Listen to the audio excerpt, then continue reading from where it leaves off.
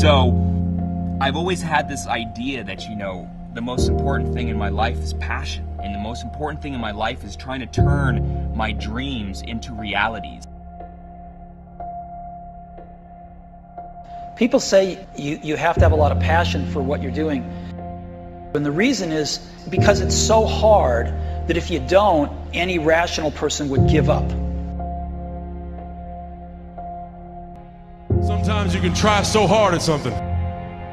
Sometimes you can be so prepared and still fail. It's really hard, and you have to do it over a sustained period of time. So if you don't love it, if you're not having fun doing it, you don't really love it, you're going to give up. And that's what happens to most people, actually. If you really look at the ones that ended up, you know, being successful, unquote, in the eyes of society, and the ones that didn't, oftentimes it's the ones that are successful loved what they did so they could persevere when it got really tough. And the ones that didn't love it quit because they're sane, right? Who would want to put up with this stuff if you don't love it? So it's a lot of hard work, and it's a lot of worrying constantly. And if you don't love it, you're going to fail.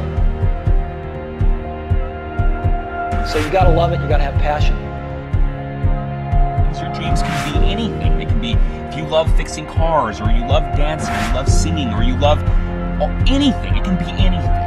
But if you love something and you have a dream to do something, what's important is that you don't allow fear to stand between you and whatever that something is.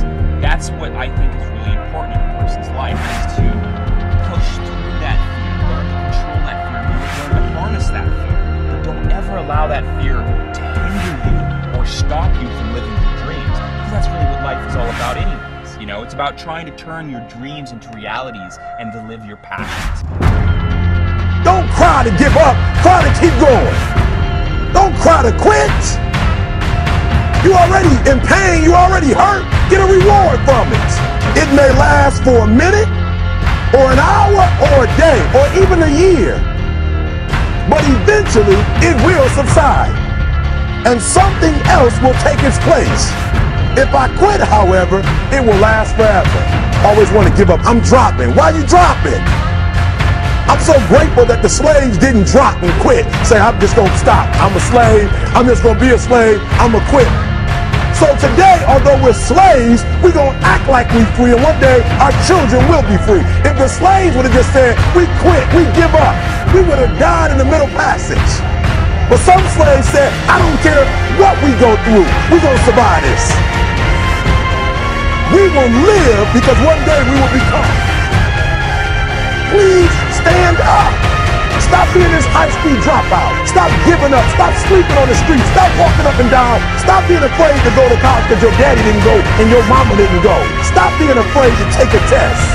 And when you get to the point where all you want to do is be successful, as bad as you want to breathe, then you'll be successful.